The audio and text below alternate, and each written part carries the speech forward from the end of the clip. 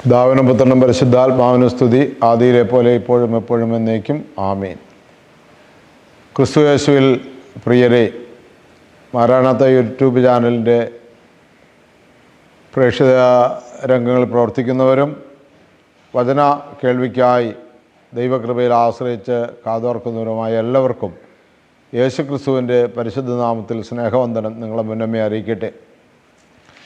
പ്രിയമുള്ളവരെ, നമ്മൾ ഈ നാളുകളിലെല്ലാം ദൈവത്തെക്കുറിച്ചും ദൈവവചനത്തെക്കുറിച്ചും അതിൻ്റെ ശക്തിയെക്കുറിച്ചൊക്കെ നമ്മൾ പഠിക്കുകയായിരുന്നു. മനുഷ്യൻ സൃഷ്ടിയുടെ മകുടമാണെന്ന് നമ്മൾ ചിന്തിച്ച് പോരുന്ന ഈ എപ്പിസോഡുകളിൽ സ്ത്രീയും പുരുഷനും ദൈവസന്നിധിയിൽ തുല്യരാണെന്നുള്ള ആ ധ്യാനത്തിലൂടെ അറിവിലൂടെ നമ്മൾ കടന്നു പോരുമ്പോൾ ദൈവത്തോട് ചേർന്ന് പ്രവർത്തിച്ച, ദൈവഹിതം അനുസരിച്ച് പ്രവർത്തിച്ച ധീരവനിതകളുടെ ഒരു പട്ടിക തന്നെ നമ്മളിങ്ങനെ ചിന്തിച്ചു വരികയായിരുന്നു. ഉള്ളവർ, നമ്മൾ കഴിഞ്ഞ എപ്പിസോഡിൽ ഇന്നലെ യൂദിത്ത് എന്ന് പറയുന്ന ഒരു ധീരവനിതയെക്കുറിച്ചാണ് കേട്ടത്. വീണ്ടും നമ്മൾ പഴയ നിയമത്തിൽ ഇന്ന് കേൾക്കുന്നത് എസ്തേർ എന്ന് പറയുന്ന ഒരു ധീരയായ ഒരു വനിതയെക്കുറിച്ചാണ്. പ്രാർത്ഥനയോടെ നമുക്ക് ശ്രമിക്കാം.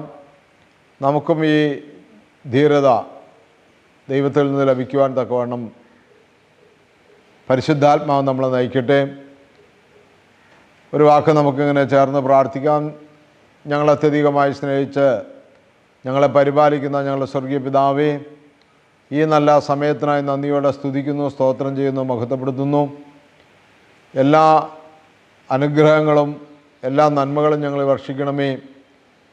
വചനം കേൾക്കുക മാത്രം ചെയ്യുന്ന ആത്മവഞ്ചകരാകാതെ അത് അനുവർത്തിക്കുന്നവരായി തീർന്ന് ഇഹത്തിലും നിത്യതയിലും ഞങ്ങൾക്ക് ദൈവത്തോടു കൂടെ വസിക്കുവാൻ തക്കവണ്ണം ഇടയാകണമേ.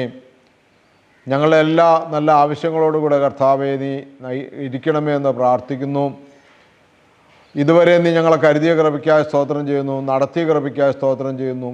അനവധിയായ വീഴ്ചകൾ, അനവധിയായ ബലഹീനതകൾ, പോരായ്മകളൊക്കെ ഞങ്ങളുടെ ജീവിതത്തിലുണ്ടായിട്ടും കർത്താവ് അവിടുന്ന് ഞങ്ങളെ സ്നേഹിച്ചു, ഞങ്ങളെ സഹായിച്ചു, ഞങ്ങളെ താങ്ങി എഴുന്നേൽപ്പിച്ചു. ഇന്ന് വരെ നിർത്തിയതിനായി സ്തോത്രം ചെയ്യുന്നു. കർത്താവെ, ഇനിയും അങ്ങയോടുള്ള പൂർണ്ണതയിലേക്ക്, അവിടത്തേക്കുള്ള സ്നേഹത്തിൻ്റെ ആ പൂർണ്ണ രൂപത്തിലേക്ക് എത്തിച്ചേരുവാൻ ഞങ്ങൾക്ക് കഴിഞ്ഞിട്ടില്ല.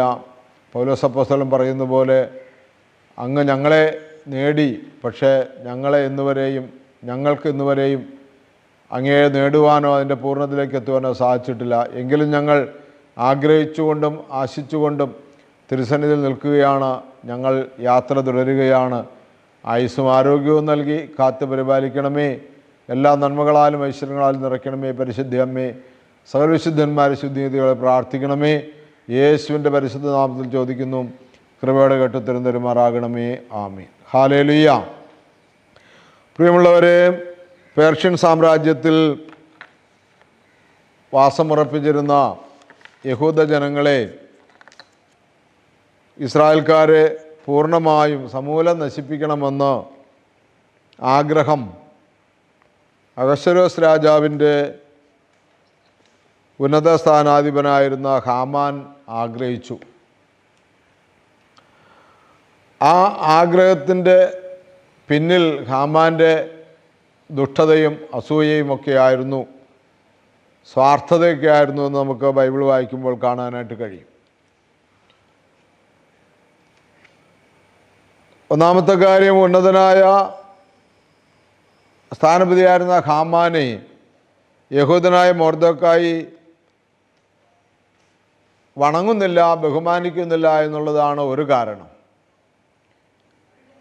രണ്ടാമത്തെ കാരണം,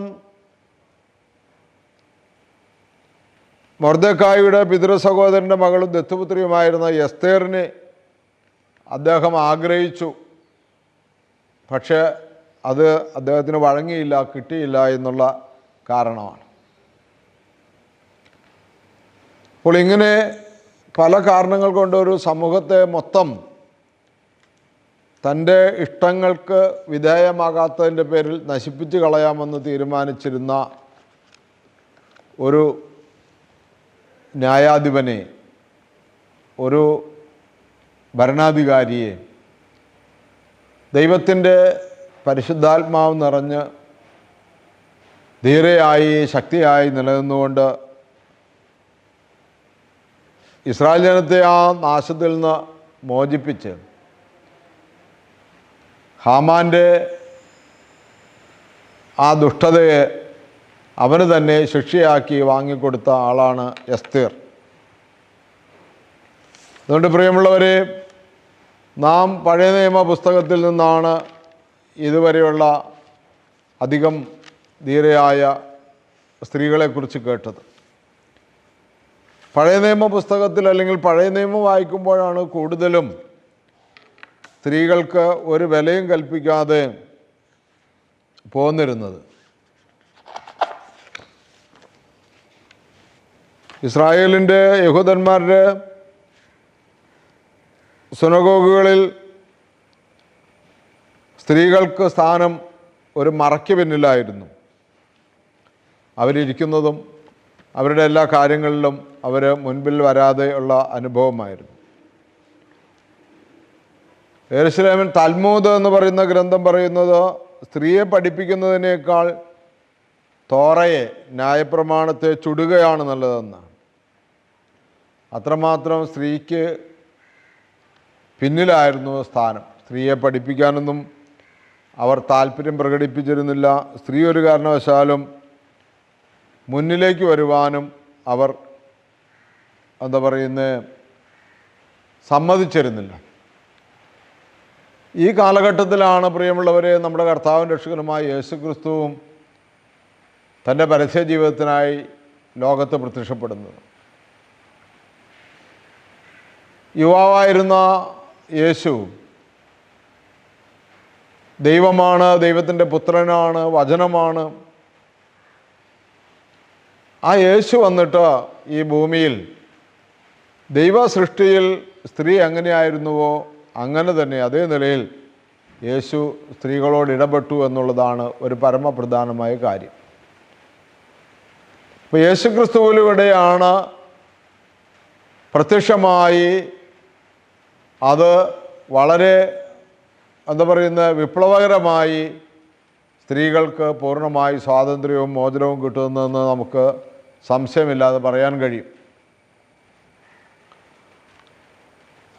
യേശു സ്ത്രീകളോട് സംസാരിച്ചു എന്ന് തന്നെ അന്നത്തെ സമുദായത്തിൻ്റെ ലിഖിതവും അലിഖിതവുമായ നിയമങ്ങളെ ലംഘിക്കുകയായിരുന്നു. എഴുതപ്പെട്ടതും എഴുതപ്പെടാത്തതുമായിട്ടുള്ള ഒരുപാട് നിയമങ്ങളുണ്ടായിരുന്നല്ലോ, അതൊക്കെ അതിലംഘിക്കുന്നതായിരുന്നു. അപ്പോൾ യേശുക്രിസ്തു സ്ത്രീകൾക്ക് മാന്യമായ സ്ഥാനവും ബഹുമാനവും നൽകി എന്നുള്ളത് വിശുദ്ധ മത്തായിയുടെ സുവിശേഷത്തിലും മർക്കോസിൻ്റെ സുവിശേഷത്തിലൊക്കെ നമ്മൾ വായിക്കുന്നുണ്ട്. ഖനാന്യ സ്ത്രീയുടെ വിശ്വാസം കണ്ടിട്ട് മക്കളുടെ സ്ഥാനം നൽകി എന്ന് പറഞ്ഞാൽ ആ സ്ത്രീ തൻ്റെ മകളെ സുഖപ്പെടുത്തണമെന്ന് പറയുമ്പോൾ യേശു പറയുന്നത് മക്കളുടെ അപ്പമെടുത്ത് നായ്ക്കൾക്ക് കൊടുക്കുന്നത് ഉചിതമല്ല എന്ന്. അപ്പോൾ ആ സ്ത്രീയുടെ വിശ്വാസമാണ് പ്രഭോ, നായ്ക്കളും യജമാനൻ്റെ മേശയ്ക്ക് കീഴെ വീഴുന്ന അപ്പനുറുക്കുകൾ ഭക്ഷിക്കുന്നുണ്ടല്ലോ. അപ്പോൾ മക്കളുടെ സ്ഥാനത്തേക്ക് നിൻ്റെ വിശ്വാസം സ്ത്രീയെ വലുത് എന്ന് പറഞ്ഞുകൊണ്ട് അപ്പോൾ തന്നെ അവളുടെ മകളെ സൗഖ്യപ്പെടുത്തി. അപ്പോൾ യേശുവിൻ്റെ വാക്കിൽ പറഞ്ഞാൽ യേശു പരസ്യജീവിതം ആരംഭിക്കുമ്പോൾ കാണാതെ പോയ ഇസ്രായേലിലെ ആളുകളെയാണ്. ഇസ്രായേലിൽ കാണാതെ പോയെന്ന് പറഞ്ഞാൽ പാപം ചെയ്ത് പാപമരണത്തിൽപ്പെട്ടു പോയവരെ വീണ്ടെടുക്കുക എന്നുള്ളതായിരുന്നു യേശു ഉദ്ദേശിച്ചിരുന്നതെന്ന് നമുക്ക് ആ വചനത്തിൽ നിന്ന് പറയാൻ പറ്റും. എന്നാൽ ഈ സ്ത്രീയുടെ വിശ്വാസവും അവളുടെ യേശുക്രിസ്തുവിലുള്ള താല്പര്യവും, യേശു അതിന് അവളെ സുഖപ്പെടുത്താൻ കഴിയുന്നതാണെന്നുള്ള ബോധ്യവും വിശ്വാസവും എല്ലാം കൂടി ചേർന്നപ്പോൾ ആ സ്ത്രീക്ക് ഉയർച്ച കിട്ടി. എന്ത് ഉയർച്ചയാണെന്ന് ചോദിച്ചാൽ മക്കൾക്കുള്ള ഉയർച്ച. യഹൂദന്മാരുടെ ഇടയിൽ വിജാതീയ സ്ത്രീകൾക്കോ കൊടുക്കാനൊരിക്കലും അവർ ആഗ്രഹിക്കാത്ത ഒരു ഉയർച്ച ഈ സ്ത്രീക്ക് അവിടെ കിട്ടുന്നതായിട്ട് നമുക്ക് കാണുവാനായിട്ട് കഴിയും. യേശു അവളുടെ മകളെ സുഖപ്പെടുത്തുന്നു. മത്തായിയുടെ സുവിശേഷത്തിൽ നമ്മൾ വായിക്കുന്നുണ്ട് 8:14 പത്രോസിൻ്റെ അമ്മായിയമ്മയെ യേശു സുഖപ്പെടുത്തുന്നു. അപ്പോൾ സ്ത്രീകളുടെ ഇടയിൽ കൂടുതൽ യേശുവിൻ്റെ പ്രേക്ഷിത പ്രവർത്തനങ്ങൾ നമുക്ക് കാണുവാനായിട്ട് കഴിയും. തന്നെയല്ല, വിശുദ്ധ ലൂക്കോസിൻ്റെ സുവിശേഷം 8-ാം അധ്യായത്തിൽ അതിൻ്റെ 1 മുതൽ വാക്യങ്ങൾ നമ്മൾ വായിക്കുന്നുണ്ട്. യേശുവിനെ അനുഗമിച്ച സ്ത്രീകൾ ധാരാളം പേരുണ്ടായിരുന്നു. മഗ്ദലന മറിയം ഉൾപ്പെടെ ഈ 12 ശിഷ്യന്മാരോടുകൂടെ ധാരാളം സ്ത്രീകളും ഉണ്ടായിരുന്നു എന്നുള്ളതാണ്. മാത്രമല്ല, ഏറെ പ്രാധാന്യമറിയിക്കുന്ന ഒരു കാര്യമാണ് പാരമ്പര്യം, പ്രത്യേകിച്ച് ഇസ്രായേലിൻ്റെ പാരമ്പര്യം. അത് പ്രത്യേക ദൈവം ശുദ്ധമായി തിരഞ്ഞെടുത്ത വിഭാഗമാണ്. പ്രത്യേകം തിരഞ്ഞെടുത്തവരാണ്. ആദാമിൻ്റെ കാലം മുതൽ അങ്ങനെ പ്രത്യേകമായി തിരഞ്ഞെടുത്തവരാണ്. ആദാമിൻ്റെ ഉൽപ്പത്തി പുസ്തകം നമ്മൾ വായിക്കുന്നുണ്ട്. ആദാമും ഹവ്വായും അവർക്ക് 2 മക്കളുണ്ടായിരുന്നു, കായേൻ, ഹാബേൽ. ഹാബേൽ കൊല്ലപ്പെട്ടു. കായേൻ ദൈവസന്നിധിയിൽ നിന്ന് ഓടിപ്പോയി. പിന്നെ അവർക്ക് ഒരു മകൻ ജനിച്ചു, ശേത്ത്. ശേത്തിലൂടെയാണ് പിന്നീട് പാരമ്പര്യം പോരുന്നത്. അങ്ങനെ യഹൂദ പാരമ്പര്യം വളരെ വലുതായിരിക്കുമ്പോൾ യേശുവിൻ്റെ വംശാവലിയും അതുകൊണ്ട് വളരെ പ്രാധാന്യമർഹിക്കുന്നതാണ്. യേശുവിൻ്റെ വംശാവലി വളരെ പ്രാധാന്യമർഹിക്കുന്നത് കൊണ്ട് തന്നെ പ്രിയമുള്ളവരെ, സുവിശേഷങ്ങളിൽ ആ വംശാവലിയെക്കുറിച്ച് വളരെ വ്യക്തമായി പറഞ്ഞിരിക്കുകയാണ്. 4 സുവിശേഷങ്ങളും പറഞ്ഞിട്ടുണ്ട്. അപ്പോൾ യേശുവിൻ്റെ വംശാവലിയിൽ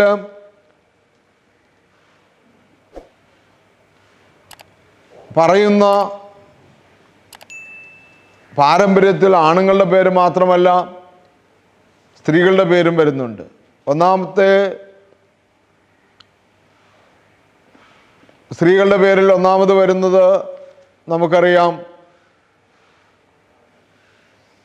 താമാർ എന്ന് പറയുന്ന ഒരു സ്ത്രീയാണ്. താമാറിനെ കുറിച്ച് ഉൽപ്പത്തി പുസ്തകം 38-ാമത്തെ അധ്യായത്തിലാണ് നമ്മളെ പഠിപ്പിക്കുന്നത്. താമാർ ഒരു വേശ്യാസ്ത്രീ എന്നാണ് പുസ്തകം നമ്മളെ പരിചയപ്പെടുത്തുന്നത്. പക്ഷെ അവൾ ചെയ്ത ഒരു പുണ്യപ്രവൃത്തി എന്താണെന്ന് ചോദിച്ചാൽ, ഇസ്രായേലിനെതിരെ നിൽക്കുന്ന വലിയൊരു ജനതയായിരുന്നു യെരിഹോയിലെ അല്ലെങ്കിൽ ജെറീക്കോയിലുള്ള ആളുകൾ. അത് ദൈവം ഇസ്രായേലിൻ്റെ കയ്യിൽ കൊടുക്കുമെന്നുള്ള പ്രവചനത്തിൻ്റെ ഭാഗമായി യോശുവയുടെ നേതൃത്വത്തിൽ 2 പേരെ യെരിഹോ പട്ടണം ഉറ്റുനോക്കുവാനായിട്ട് അവിടുത്തെ കാര്യങ്ങൾ എങ്ങനെയൊക്കെയാണെന്ന് അന്വേഷിച്ചറിയാനായിട്ട് പറഞ്ഞു വിട്ടു. ഈ വിവരം യെരിഹോയിലെ ആളുകൾ അറിഞ്ഞു, അവരെ അന്വേഷിച്ചു. അപ്പോൾ ഈ താമാർ എന്ന് പറയുന്ന വേശ്യയുടെ വീട്ടിൽ ഇവർ അഭയം തേടുകയും ഈ വേശ്യ എന്ന് പറയുന്ന ഈ സ്ത്രീ അവിടെ അവരെ സംരക്ഷിക്കുകയും ചെയ്തു. പുരുഷന്മാർ അവിടെ സാധാരണ വന്നു പോകുന്ന പതിവുള്ളതുകൊണ്ട് ഈ അന്വേഷിച്ച് വന്നവർ, യെരിഹോയിലെ ആളുകൾ, നിൻ്റെ വീട്ടിലിങ്ങനെ വന്നവരെവിടെയെന്ന് ചോദിച്ചപ്പോൾ അവൾ പറഞ്ഞു, സോറി, എനിക്ക് തെറ്റുപറ്റി, താമാറല്ല, റാഹബ്. താമാറിലേക്ക് ഞാൻ 2ാമത് വരുന്നതാണ്. ഉൽപ്പത്തി പുസ്തകം 38-ാമത്തെ അധ്യായത്തിൽ പ്രിയമുള്ളവരെ, താമാർ എന്ന് പറയുന്ന സ്ത്രീ യൂദ, യാക്കോബിൻ്റെ മക്കളിൽ യൂദ എന്ന് പറയുന്ന ആളുടെ മരുമകളാണ്. ഞാൻ ആദ്യം പറഞ്ഞത് എനിക്ക് മിസ്റ്റേക്ക് സംഭവിച്ചാണ്. ആദ്യം പറഞ്ഞ അത് താമാറല്ല, അത് റാഹബാണ്. അതിലേക്ക് വരാം. താമാറിനെ കുറിച്ച്, തൻ്റെ മരുമകളെക്കുറിച്ച് അമ്മായിപ്പൻ പറയുന്നത്, ഉൽപ്പത്തി പുസ്തകം 38-ാം അധ്യായം അതിൻ്റെ 26-ാമത്തെ വാക്യം പറയുന്നത് ഇങ്ങനെയാണ്: എന്നേക്കാൾ നീതിയുള്ളവളാണ് അവൾ. പുരുഷനായ അമ്മാനപ്പൻ തൻ്റെ മരുമകളെക്കുറിച്ച് പറയുന്നത് എന്നേക്കാൾ നീതിയുള്ളവളാണവൾ എന്നാണ്. കാരണം പുരുഷന് തെറ്റുപറ്റി, പുരുഷന് ദൈവഹിതപ്രകാരമുള്ള പ്രവൃത്തി ചെയ്യുന്നതിൽ വീഴ്ച പറ്റിയപ്പോൾ അത് തിരുത്തി കൊടുക്കുന്നത് താമാറാണ്. ഇവിടെ നമുക്ക് കാണാൻ കഴിയുന്നത് യൂദായ്ക്ക് 3 മക്കളാണ്. അതിൽ മൂത്തവൻ വിവാഹം കഴിച്ച സ്ത്രീയാണ് താമാർ. അവൻ മരണപ്പെട്ടു. രണ്ടാമത്തെ പേര് ഒനാൻ എന്നാണ്. യഹൂദ നിയമപ്രകാരം അനുസരിച്ച് രണ്ടാമത്തവൻ മൂത്തവൻ്റെ ഭാര്യയെ കല്യാണം കഴിച്ച് മക്കളെ നിലനിർത്തണമെന്നാണ്. അതുതന്നെ ഒരു നീതിപരമായ കാര്യമല്ല എന്ന് നമുക്ക് ബോധ്യമാകും. എന്നാലും പഴയ പാരമ്പര്യത്തിൽ അങ്ങനെയാണ് പോകുന്നത്.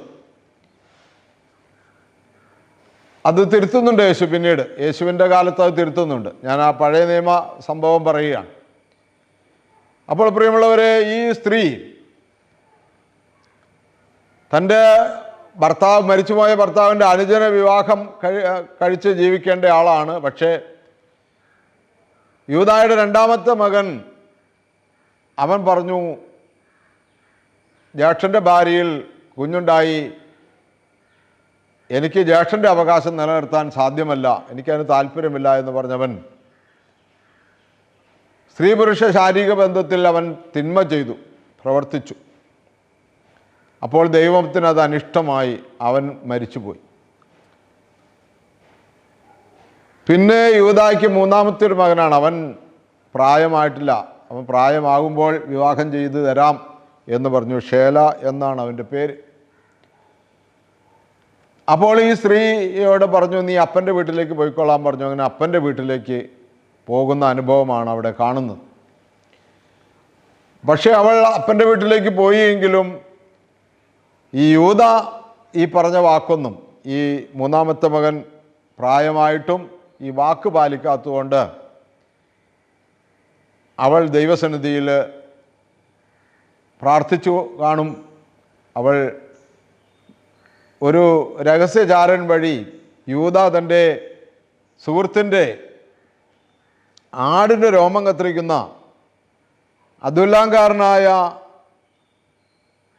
ഒരു സുഹൃത്തിൻ്റെ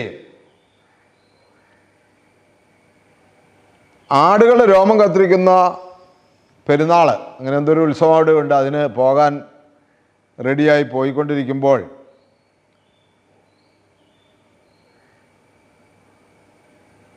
താമാർ വേശ്യാവസ്ത്രം ധരിച്ച് അവിടെ വന്നു. അപ്പോൾ ഈ പുരുഷൻ, പ്രിയമുള്ളവർ, യൂദ എന്ന് പറയുന്ന പുരുഷൻ അവളെ പരിഗ്രഹിച്ചു. അയാൾക്ക് പോകുന്ന വഴി ഈ സ്ത്രീയെ കണ്ടപ്പോൾ മോഹമുണ്ടായി, ഈ സ്ത്രീയെ പരിഗ്രഹിച്ചു. അപ്പോൾ ഈ സ്ത്രീക്ക് പ്രതിഫലം എന്താണ് കൊടുക്കുന്നതെന്ന് ചോദിച്ചപ്പോൾ ആട്ടിൻകുട്ടി എന്നാണ് പറഞ്ഞത്. ആട്ടിൻകുട്ടിയെ തരാമെന്ന്. പക്ഷെ ഇപ്പോൾ തൽക്കാലം ആട്ടിൻകുട്ടിയില്ല. പകരം എന്താണെന്ന് ചോദിച്ചപ്പോൾ ആട്ടിൻകുട്ടിയെ തരാമെന്ന് പറയുന്നു. അതിന് എന്താണ് ഉറപ്പെന്ന് ചോദിച്ചപ്പോൾ, നീ എന്താണ് ഉറപ്പ് ചോദിക്കുന്നത് ചോദിച്ചപ്പോൾ മോതിരവും വടിയൊക്കെ ഉറപ്പായിട്ട് കൊടുത്തു.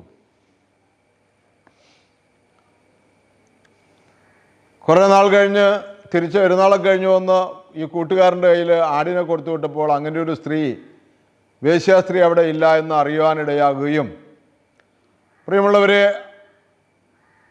പിന്നീട് നാളുകൾ കഴിഞ്ഞ് തൻ്റെ മരുമകൾ, തൻ്റെ 3-ാമത്തെ മകന് വിവാഹം കഴിക്കാൻ നിശ്ചയിക്കപ്പെട്ടിരിക്കുന്ന തൻ്റെ മരുമകൾ ഗർഭിണിയാണെന്ന് അറിയുകയും അവളെ ന്യായം വിധിക്കുകയും ചെയ്യുകയാണ് ഈ യൂദ. അപ്പോൾ ഈ സ്ത്രീ അതിൻ്റെ 38-ാമത്തെ അധ്യായത്തിൻ്റെ 25-ാമത്തെ വാക്യം പറഞ്ഞു, ഇങ്ങനെയാണ് പറയുന്നത്, അവൻ പറഞ്ഞു അവളെ പുറത്തിറക്കി ചുട്ടുകളയുക. അതാണ് സ്ത്രീകളുടെ അന്നത്തെ അധപ്പതിച്ച അവസ്ഥ. സ്ത്രീ വേശ്യയാണെന്ന് അറിഞ്ഞപ്പോൾ അവളെ പുറത്തിറക്കി ചുട്ടുകളയുക എന്നാണ് പറയുന്നത്. എന്നാൽ അവളെ പുറത്തു കൊണ്ടുവന്നപ്പോൾ അവൾ തൻ്റെ അമ്മായിയപ്പനൊരു സന്ദേശം അയച്ചു, ദയചെയ്ത് ഈ മുദ്രമോതിരവും വളയും വടിയും ആരുടേതെന്ന് കണ്ടുപിടിക്കുക. ഇവയുടെ ഉടമസ്ഥനിൽ നിന്നാണ് ഞാൻ ഗർഭിണിയായത്. അപ്പോൾ തൻ്റേതാണെന്ന് യൂദാ സമ്മതിച്ചു. പ്രിയമുള്ളവരെ, അങ്ങനെയാണ് യൂദാ പറയുന്നത്, ഇവൾ എന്നേക്കാൾ നീതിയുള്ളവളാണ്. അവിടെ ആ പുരുഷൻ്റെ അല്ലെങ്കിൽ പുരുഷന്മാരുടെ ആധിപത്യം എന്ന് പറയുന്നത് എന്താണ്? സ്ത്രീ തന്നെ പാപം ചെയ്യാൻ പറ്റില്ലല്ലോ. ഈ പുരുഷൻ എന്തുമാകാമെന്നുള്ള ആ ഒരു മേൽക്കോയ്മയാണ് അവളെ പുറത്തു കൊടുത്തി ചുട്ടുകളയുക എന്ന് പറയുന്നത്. ഈ മോതിരം വാങ്ങിയില്ലായിരുന്നെങ്കിലോ? എൻ്റെ പ്രിയമുള്ളവരെ, യാക്കോബായ സുറിയാനി സഭയുടെ വിവാഹ കൂദാശയിൽ ഈ സ്ത്രീയെ ഓർമ്മിപ്പിക്കുന്നുണ്ട്. മോതിരം അതിനാൽ കൊലയെന്നും താമാർ രക്ഷിതരായി, അതുപോലെ പാപവിമോചനം ഞങ്ങളും ഏകട്ടെ എന്ന് പ്രാർത്ഥിക്കുന്നുണ്ട്. അപ്പോൾ ഇവിടെ പ്രിയമുള്ളവരെ, ഒരു ദൈവിക പദ്ധതി അല്ലെങ്കിൽ ഒരു ദൈവ നിയമം പുരുഷൻ തെറ്റിച്ചിട്ടും പുരുഷനെ ആ നിയമത്തിലേക്ക് കൊണ്ടുവരാൻ ഒരു സ്ത്രീ തയ്യാറായപ്പോൾ ആ സ്ത്രീയുടെ കയ്യിൽ ആ മോതിരവും ആ വടിയൊന്നും ഇല്ലായിരുന്നുവെങ്കിൽ, സ്ത്രീ ആ മോതിരവും വടിയും വാങ്ങുന്ന വിവേകം കാണിച്ചില്ലായിരുന്നുവെങ്കിൽ, അവൾ നിശേഷം ഇല്ലായ്മ ചെയ്യപ്പെടേണ്ടിയിരുന്ന ഒരു നിയമത്തിൻ്റെ മുന്നിൽ ഒരു കാലഘട്ടത്തിൽ അവൾ യേശുക്രിസ്തുവിൻ്റെ പാരമ്പര്യത്തിൽ വംശാവലിയിൽ കയറുകയും സുറിയാനി സഭയിൽ ഈ സ്ത്രീ ദൈവസന്നിധിയിൽ നിന്നും അവളുടെ ഭർത്താവിൻ്റെ അപ്പനായ ഗോത്രത്തലവനിൽ നിന്നും മോചനം കിട്ടിയെങ്കിൽ, പ്രിയമുള്ളവരെ, ഓരോ സ്ത്രീകളും ഇന്ന് അനുഭവിക്കുന്ന പലവിധ ചൂഷണങ്ങളിൽ നിന്നും പലവിധ ഉപദ്രവങ്ങളിൽ നിന്നും പലവിധമായിട്ടുള്ള അടിമത്തത്തിൽ നിന്നും വിവേകപൂർവം ദൈവത്തോട് ചേർന്ന് നിന്നാൽ വിവേകപൂർവം രക്ഷ നേടുകയും പുരുഷനേക്കാൾ നീതിയുള്ളവളാണ്, പുരുഷനേക്കാൾ ഒരു പടി കൂടി വലിയവളാണ് എന്ന് പറയിപ്പിക്കുവാനും കഴിയും. പ്രിയപ്പെട്ടവരെ, അതുകൊണ്ട് ദൈവത്തിൻ്റെ കൃപ നമ്മളിൽ എല്ലാവരിലേക്കും ധാരാളമായി ചൊരിയട്ടെ. നമുക്ക് പ്രാർത്ഥിക്കാം. താമാർ തൻ്റെ ജീവിതത്തിൽ വലിയ നന്മ, വലിയ അനുഗ്രഹം പ്രാപിച്ചതുപോലെ പ്രത്യക്ഷത്തിൽ തെറ്റ് ചെയ്തു എന്ന് തോന്നുന്നുവെങ്കിലും നന്മയ്ക്ക് വേണ്ടി, ദൈവത്തിൻ്റെ പദ്ധതിക്ക് വേണ്ടി, ദൈവകൽപ്പനയ്ക്ക് വേണ്ടി അവൾ നിന്നുകൊടുത്തപ്പോൾ അവൾക്ക് ഉയർന്ന സ്ഥാനം കിട്ടിയെങ്കിൽ, പ്രിയമുള്ളവരെ, ഈ കാലഘട്ടത്തിലും നമുക്ക്, പ്രത്യേകിച്ച് സ്ത്രീകൾക്ക്, ഒരുപാട് നീതി പ്രവർത്തികൾ ചെയ്യുവാൻ കഴിയും. എന്നെ കേൾക്കുന്ന പുരുഷന്മാരോടും ഞാൻ ഉൾപ്പെടുന്ന എല്ലാ ആണുങ്ങളോടും പറയുവാനുള്ളതും ഇത് തന്നെയാണ്. ഒരു സ്ത്രീയെക്കുറിച്ചുള്ള ദൈവത്തിൻ്റെ പദ്ധതി എന്താണെന്ന് മനസ്സിലാക്കി അവളെ ഉയർത്താനും ഉയരങ്ങളിലേക്ക് നയിക്കുവാനും നാം കാണിക്കുന്ന വിനയവും എളിമയും സഹിഷ്ണുതയും ഒരു പുരുഷൻ എന്നുള്ള നിലയ്ക്ക് നമ്മളെ ഉയർത്തുകയുള്ളൂ. ഞാൻ എൻ്റെ ജീവിതത്തിൽ എൻ്റെ ഭാര്യയും എനിക്ക് 2 പെൺമക്കളുമാണ്. ഞാൻ അവരോട് പറയുന്ന കാര്യങ്ങളൊക്കെയാണ് നിങ്ങളോടും തന്നെ പറഞ്ഞുകൊണ്ടിരിക്കുന്നത്. ഇന്ന് ഈ പ്രത്യാശ ഭവൻ എന്നൊക്കെ പറയുന്നത്, പ്രിയമുള്ളവരെ, വഴിയരികിലൂടെ അലഞ്ഞടക്കുന്ന മാനസിക രോഗികളായിട്ടുള്ള മക്കളുടെ ഭവനമാണ്. വഴിയിലൂടെ അലഞ്ഞടക്കുന്ന മാനസിക രോഗികൾ, അവരെയൊക്കെ ശുശ്രൂഷിക്കുവാനും ആ ശുശ്രൂഷയ്ക്കൊക്കെ നേതൃത്വം കൊടുക്കുവാനും എന്നോട് തന്നെ ഒപ്പം ഒരു പരിധി വന്നാൽ ഞാൻ പുറത്തൊക്കെ സുവിശേഷ വേലയായിട്ട് പോകുമ്പോൾ ഈ ശുശ്രൂഷ കേന്ദ്രത്തിൻ്റെ 2ഉം 3ഉം ശുശ്രൂഷ കേന്ദ്രങ്ങളുണ്ട്. അതിൻ്റെ എല്ലാം മുൻനിരയിൽ നിന്നുകൊണ്ട് ഇവിടുത്തെ മറ്റെല്ലാ ഉത്തരവാദിത്തപ്പെട്ട ശുശ്രൂഷകരും ഓരോ കാര്യങ്ങൾ വന്ന് ചോദിക്കുമ്പോൾ രാപകലില്ലാതെ തന്നെ ആ കാര്യങ്ങൾക്കെല്ലാം നേതൃത്വം കൊടുക്കുന്നത് എൻ്റെ ഭാര്യയാണ്. പ്രിയമുള്ളവരെ, അതെൻ്റെ അനുഭവത്തിൽ നിന്നാണ് ഞാൻ പറയുന്നത്. ഒരാളെ വളരുവാൻ അനുവദിച്ചാൽ എത്രയോ ശ്രേഷ്ഠമായ കാര്യങ്ങൾ ചെയ്യുവാൻ കഴിയുമെന്നുള്ളത് അനുഭവത്തിൽ നിന്ന് പറയുകയാണ്. ഇവിടെ നിർത്തുകയാണ്. അടുത്ത എപ്പിസോഡിൽ നമുക്ക് വാക്ക് കേൾക്കാം. ദൈവത്തിൻ്റെ വലിയ കൃപ നമ്മളോട് കൂടെ ഉണ്ടായിരിക്കട്ടെ. ഒരു വാക്ക് പ്രാർത്ഥിക്കാം. ഞങ്ങളെ അത്യധികമായി സ്നേഹിക്കുന്ന സ്വർഗ്ഗപിതാവേ, ഞങ്ങളുടെ കുടുംബങ്ങളിലെ സഹോദരിമാരെ, സ്ത്രീകളെ ഉയർത്തുവാനും അവർക്ക് വേണ്ട വളർച്ചയ്ക്ക് വേണ്ട എല്ലാ കാര്യങ്ങളും ഒരു പുരുഷൻ എന്ന നിലയ്ക്ക് കാണിച്ചു കൊടുക്കുവാനും അവരെ വളർത്തുവാനും അവരെ ദൈവത്തിൻ്റെ പദ്ധതി അനുസരിച്ച് ദൈവം ആഗ്രഹിക്കുന്നിടത്ത് എത്തിക്കുവാനും ഞങ്ങൾക്ക് ഓരോരുത്തർക്കും കൃപ നൽകണമേ എന്ന് പ്രാർത്ഥിക്കുന്നു. നാളിതുവരെയുള്ള എല്ലാ പുരുഷന്മാരുടെയും ഭാഗത്തു വന്നുപോയിട്ടുള്ള എല്ലാ തെറ്റുകൾക്കും മാപ്പ് ചോദിക്കുന്നു. പുരുഷന്മാർ തങ്ങളുടെ ജീവിത പങ്കാളി, തങ്ങളുടെ സഹോദരി, അമ്മ, ഇവരെല്ലാം കുടുംബത്തിലും സമൂഹത്തിലും ഉയർന്നു വരണമെന്ന് ആഗ്രഹിച്ചിട്ടും അതിനുവേണ്ട പ്രോത്സാഹനം കൊടുത്തിട്ടും തളർന്ന് താളടിയായിപ്പോയ സ്ത്രീകളെ ഓർത്തും പ്രാർത്ഥിക്കുന്നു. എല്ലാ സമൂഹത്തിലും ഉണർവോടെ ഉയർന്നു നിൽക്കുവാൻ വളരെ എളിമയോടെ വിനയത്തോടെ ഉയർന്നു പ്രവർത്തിക്കുവാൻ ദൈവത്തിൻ്റെ പരിശുദ്ധാത്മാവ് സഹായിക്കട്ടെ എന്ന് പ്രാർത്ഥിക്കുന്നു.